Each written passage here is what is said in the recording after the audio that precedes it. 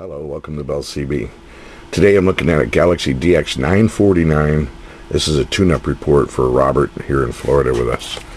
Robert, on this watt meter we have 10 watts across the top scale here.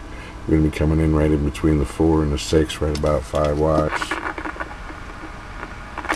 And if I turn the power down, it goes all the way down to 1.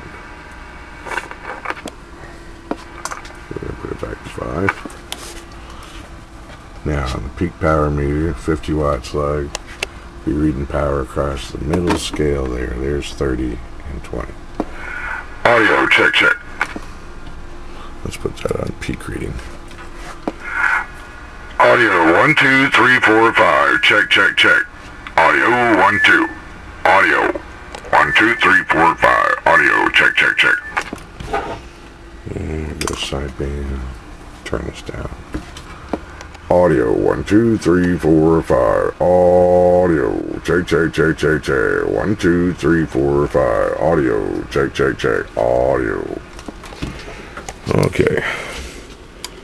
And I'll put down the antenna.